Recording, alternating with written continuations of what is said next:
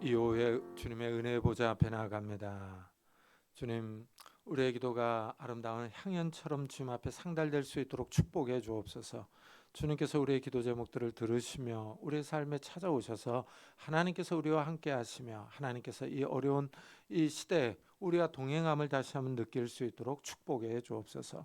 이 시간 주의 음성을 듣기를 원합니다. 성령 하나님께서 말씀해 주시고 은혜를 베풀어 주시고 정말 말씀의 은혜 가운데 거할 수 있는 귀한 시간이 되게 해 주옵소서. 감사드리며 예수 그리스도의 이름으로 기도드리옵나이다. 아멘.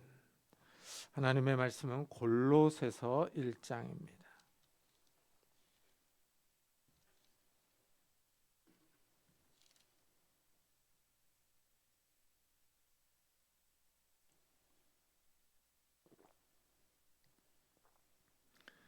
골로새서 1장 9절부터 12절까지 한 절씩 교독하겠습니다.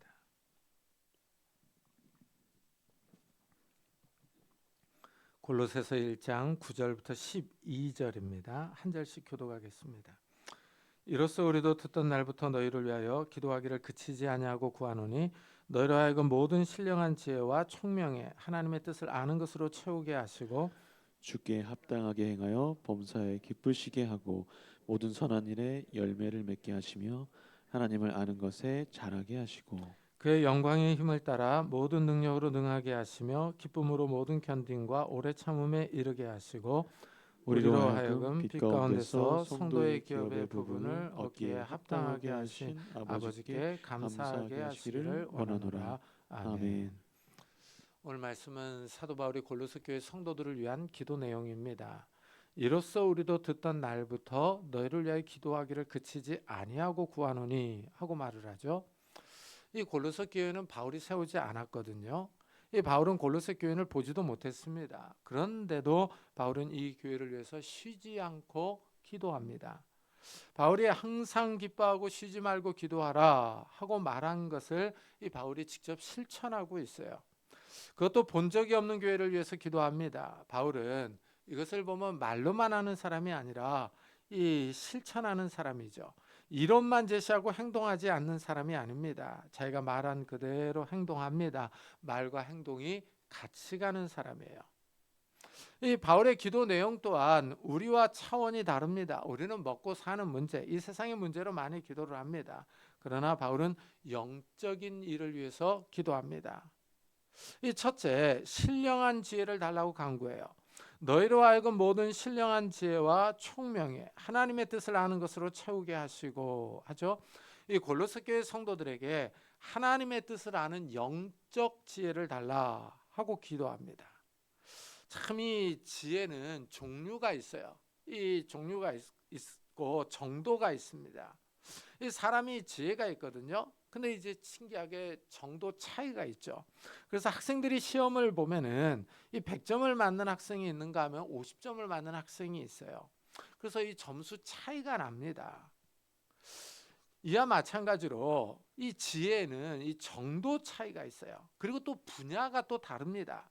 이 사람마다 두각을 보이는 분야가 달라요. 어떤 사람은 전기에 아주 밝습니다. 그러나 전기를 두려워하는 사람도 있어요.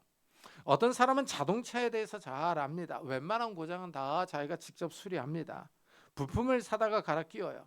그러나 차에 대해서 아무리 설명해줘도 이해를 못하는 사람들이 있습니다. 이렇게 사람들은 지혜와 지식이 드러나는 분야가 달라요. 어떤 사람은 이 투자와 사업에 아주 밝은 사람이 있습니다. 그래서 이 돈이 떠다니는 것이 보인대요. 참 우리는 아무리 봐도 보이지 않는데 그 사람은 돈 버는 일이 아주 쉽다고 말합니다.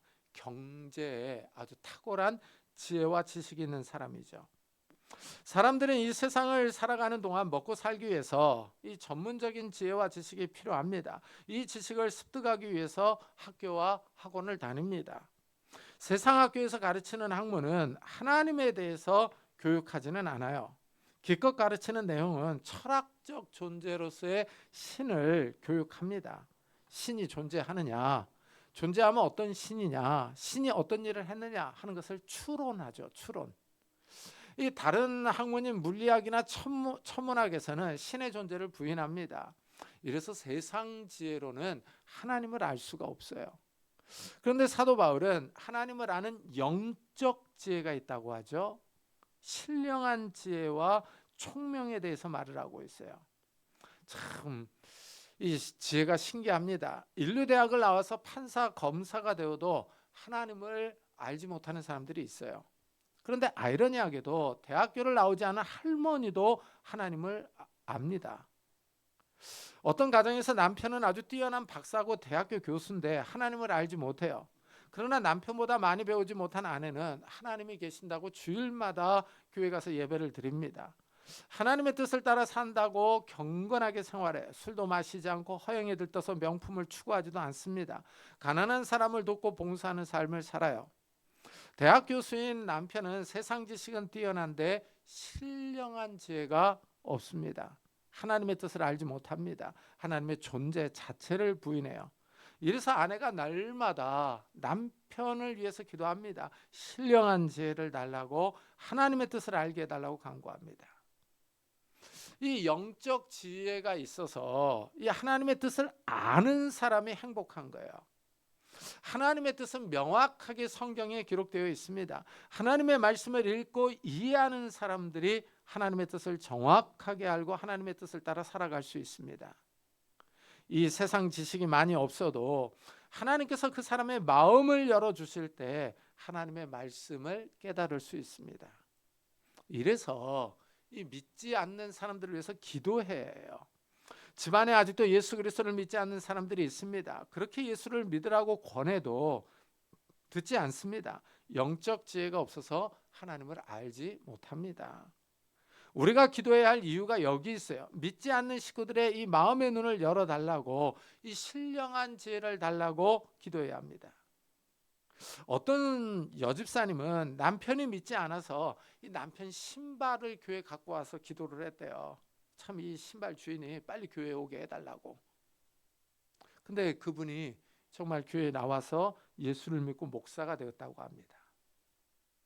이 바울은 첫째 신령한 지혜를 위해서 기도해요. 그 다음에 둘째, 이 빌립보 교회 성도들에게 주님께 합당한 삶을 살게 해달라고 기도합니다.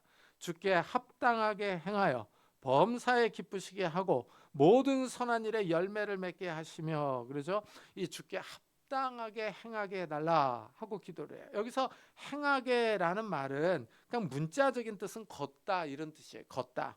그러니까 길을 따라 걷는 것으로 주님께서 원하시는 삶의 방식대로 살게 해달라는 거예요. 그러니까 주님께서 원하시는 삶의 방식이 있습니다. 하나님의 뜻에 합당한 삶이에요. 하나님 기준에 맞는 삶입니다. 바울은 먼저 신령한 지혜를 주셔서 하나님의 뜻을 알게 해달라고 강구했어요. 아는 것으로 끝나는 것이 아니라 이제 아는 것에 맞게 살아가야 합니다. 하나님의 뜻에 합당한 삶, 하나님의 기준에 맞는 삶을 살게 해달라고 기도하는 거예요. 세상은 넓은 길을 원합니다. 편한 길이에요. 세상은 자기가 기준이 되어서 자기 마음대로 살아갑니다. 자기 욕심대로, 자기 정욕대로, 자기 기쁨과 만족을 위해서 살아요. 한마디로 하나님이 없는 삶입니다. 그러나 우리 주님은 성도들에게 좁은 길로 가기를 원합니다. 여기는 사람이 가기에 불편한 길이에요. 자기 절제를 해야 갈 수 있는 길입니다. 우리의 본성은 좀 편한 것을 원하고 자기 마음에 끌리는 대로 살기를 원합니다. 경제적인 이익을 위해서는 적당히 눈도 감고 거짓말도 합니다. 하지만 하나님은 거짓말하지 말고 정의롭게 살라고 합니다. 부당한 이익을 추구하지 말라고 합니다. 장사하는 사람에게 공정한 저울을 사용하라고 해요. 하나님은 부정한 저울을 사용하여 속이는 것을 싫어합니다. 세상 사람들은 자기 마음대로 살아가요. 경제적 이익을 위하여 눈을 감고 속입니다. 그러나 하나님은, 하나님을 섬기는 사람들은 이렇게 살 수가 없습니다. 하나님이 살아계셔서 우리 삶을 보시기 때문입니다. 하나님이 성도들에게 원하시는 삶의 방식이 있어요. 그 기준에 맞게 사는 일이 바로 주께 합당하게 행하는 겁니다. 사람들은 다 정욕이 있습니다. 마음에서 성욕이 일어납니다. 성욕이 일어난다고 해서 예수 믿는 사람이 음란물을 보고 성매매를 하는 이상한 장소를 갈 수는 없습니다. 이런 마음을 절제해야 합니다. 이래서 성령의 열매 가운데 절제가 있어요. 마음에서 일어나는 성욕과 쾌락을 따라 살아가려는 충동을 절제할 때 성령의 열매를 맺습니다. 바울은 이 골로새 교회 성도들에게 이 주께 합당하게 살게 해달라고, 그래서 선한 일에 열매를 맺게 해달라고 기도를 하고 있어요. 그 다음에 셋째, 바울은 골로새 교회 성도들에게 하나님을 아는 것에 잘하게 해달라라고 기도를 해요. 하나님을 아는 것은 하나님의 뜻에 대한 지식뿐만 아니라 경험적으로도 아는 것을 의미해요. 여기 하나님을 아는 것 그러죠. 이 안다라고 하는 단어가 경험을 포함하는 단어예요. 하나님을 알려면 성경을 읽어야 됩니다. 하나님은 말씀을 통해서 자신을 알려주시기 때문이에요. 하나님은 인간처럼 단순하지 않습니다. 하나님이 크신 분이에요. 하나님 자신을 단 한 번에 다 알려줄 수가 없습니다. 그래서 하나님은 오랜 역사 속에서 자신을 드러내시는 거예요. 하나님이 이 하나님의 사람, 하나님의 백성과의 관계 속에서 나타나시고 말씀하시고 행동하십니다. 하나님이 하나님의 백성을 이 역사 속에서 구원하시면서 구원하기 위하여서 말씀하시고 행동을 하시고 자신의 성품을 드러내세요. 하나님이 어떤 분인지, 원하는 것이 무엇인지를 알려주시는 거예요. 이런 하나님의 행동과 성품과 말씀이 성경에 기록되어 있는 거예요. 따라서 우리가 성경을 읽고 묵상할 때 하나님을 더 알아갈 수 있습니다. 하나님이 어떤 분이시며 인류를 위해 어떤 일을 하시는지, 하나님의 성품은 어떤지, 하나님이 싫어하는 것이 무엇이며 하나님이 성도들에게 원하시는 것이 무엇인지를 알 수 있어요. 자, 이렇게 하나님을 알아가는 거예요. 근데 이 아는 것에 자라게 해달라고 기도를 하고 있죠. 이 자라간다는 거예요. 이 하나님을 경험하는 것도 포함하는 거죠. 이론적으로 아는 것과 실제 하나님을 경험해 보는 것은 천지차이입니다. 하나님을 경험하면 하나님이 살아계신다 하는 게 확 와닿습니다. 살아계신 하나님을 경험하는 구체적인 방법은 기도죠. 이 자기가 하나님께 필요한 것들을 아뢰입니다. 하나님이 그 기도에 응답하셔서 내 삶의 환경이 변해요. 참 신기합니다. 이 구체적인 기도 응답을 통해서 하나님이 살아계시며 나의 기도를 들으신다는 사실을 경험해요. 그러면서 하나님과 교제하는 방법을 배워갑니다. 바울은 골로새 교회 성도들이 하나님을 아는 것에 자라기를 기도하고 있어요. 신앙이 성숙해지는 겁니다. 어린아이는 처음에 모유를 먹다가 조금 자라면 이유식을 합니다. 아이들이 더 크면 이유식을 그치고 밥을 먹어요. 이렇게 아이들이 자라듯이 이 예수를 믿는 사람들은 신앙이 성장해야 합니다. 신앙의 인격이 성숙해지며 하나님을 더 알아가는 겁니다. 하나님을 경험하는 일이 중요해요. 신기하게 하나님을 찾고 기다릴 때 하나님이 나의 삶에 간섭하시며 찾아오십니다. 기도한 그대로 하나님이 나의 삶에 필요한 것들을 채우시며 도우십니다. 내 힘으로 해결할 수 없었던 일들이 해결되어 사람을 만나게도 하시고 환경이 변하게도 합니다. 법이 바뀌기도 합니다. 그러면서 우리가 하나님을 더 알아가는 거예요. 우리가 이 세상에서 하나님의 뜻을 추구하며 살아가려면은 능력이 필요합니다. 우리 힘으로는 한계가 있기 때문이에요. 이래서 바울이 세 번째로 구하는 것이 능력이에요. 능력. 그래서 11절을 보면은요, 그의 영광의 힘을 따라 모든 능력으로 능하게 하시며 기쁨으로 모든 견딘과 오래 참음에 이르게 하시고 하고 기도합니다. 우리 삶을 통제하며 절제하여 열매를 맺으려면 능력이 있어야 합니다. 이 점에 우리가 주목해야 돼요. 영적 지혜가 있고 하나님의 뜻을 행동으로 옮기기를 원해도 이 행동하는 게 어려워요. 이 하나님의 말씀을 실제 삶에서 실천해야 하지만 우리 안에 이상한 것들이 많습니다. 이 사람의 본성은 영적으로 무능력하고 게을러요. 이상하게 하나님의 뜻을 아는데 분별력이 없습니다. 하나님을 아는 일에 힘을 쓰려고 하지 않아요. 하나님을 멀리하고 떠나려고 합니다. 그래서 이 좀 시간이 지나가면은 자동으로 좀 신앙이 성장했으면 좋겠는데 절대 그렇지 않습니다. 우리가 노력하지 않으면요, 참 우리가 더 강팍해져요. 죄로 오염된 마음이 강하기 때문입니다.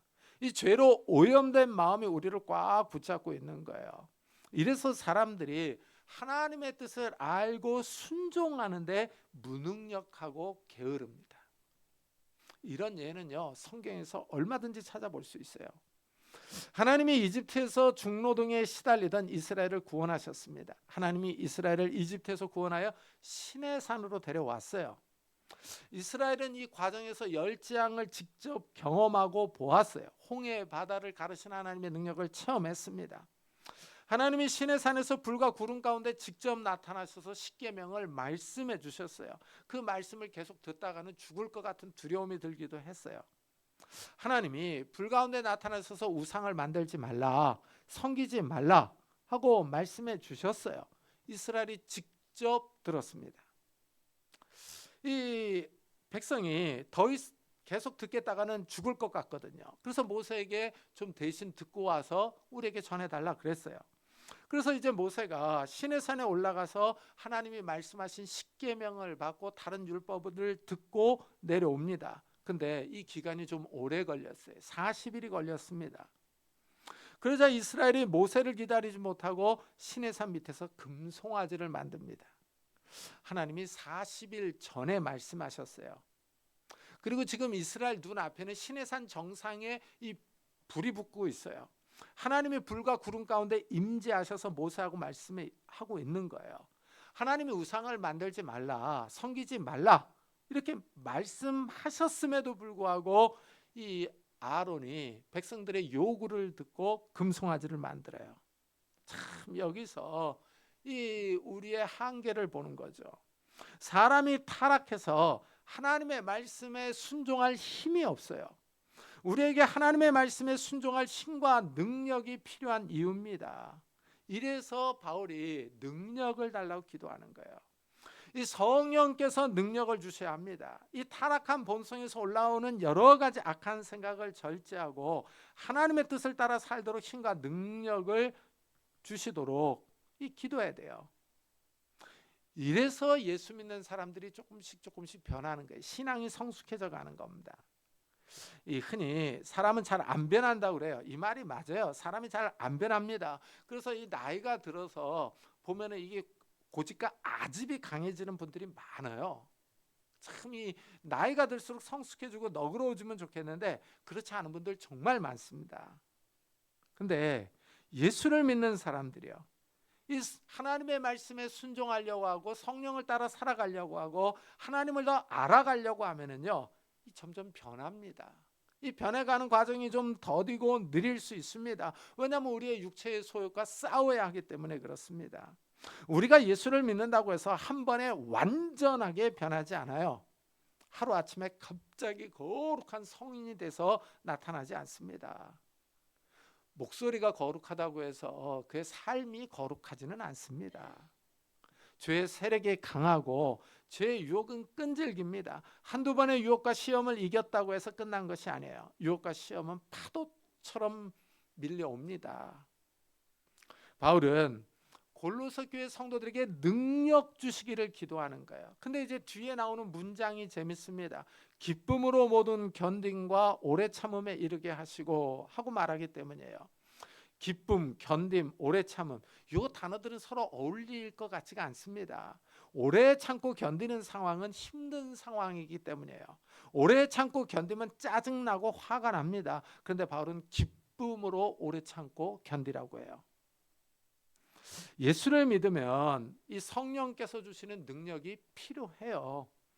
이 사도 바울이 이 골로새 편지를 써서 보낸 이 당시는 로마가 지배하던 시대예요. 그래서 로마의 식민지 아래에 있는 이 백성들은 황제의 숭배를 강요받았어요. 그리고 또한 지역에서 섬기던 신들이 있습니다. 이런 상황에서 예수를 믿으면 당연히 핍박과 어려움이 밀려옵니다. 믿음을 지키려면 오래 참고 견뎌야 해요. 그래서 이 초대교회는요, 이 성도들은 이 믿음을 지키기가 어려운 상황 속에서 살았어요. 우리가 살아가는 시대는 초대교회 성도들의 상황보다는 더 낫습니다.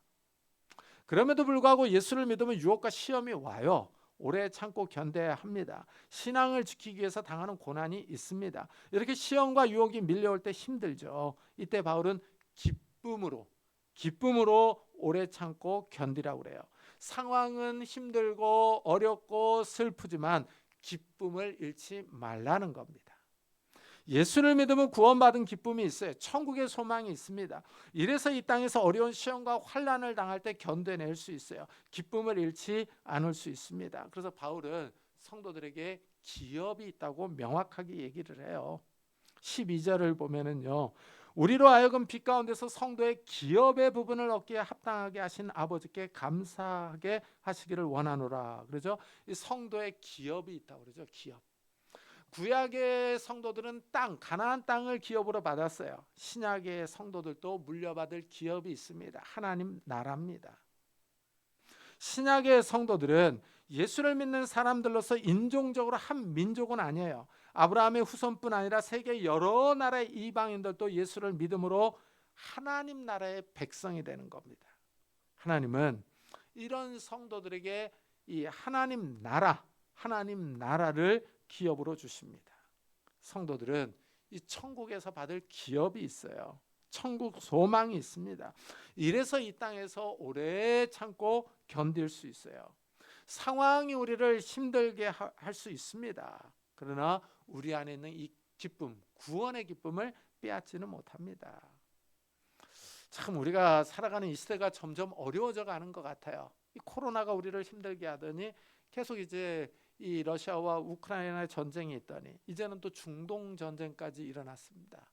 갈수록 상황이 좀 안 좋아지고 있죠. 이 경제 상황이 점점 힘들어져 가고 있습니다. 그렇지만은 우리 안에는 기쁨이 있는 거예요. 구원의 기쁨이 있고 우리는 천국의 소망이 있습니다. 이래서 하나님 나라의 기업을 바라보는 성도들이요, 이 기쁨을 빼앗기지 않습니다. 정말 우리에게 천국 소망이 있다는 사실을 기억하면서 기쁨으로 감사하는 성도님들이 되시기를 예수 그리스도의 이름으로 축복합니다. 기도하겠습니다. 우리 한번 들은 말씀을 생각하면서 이 어려운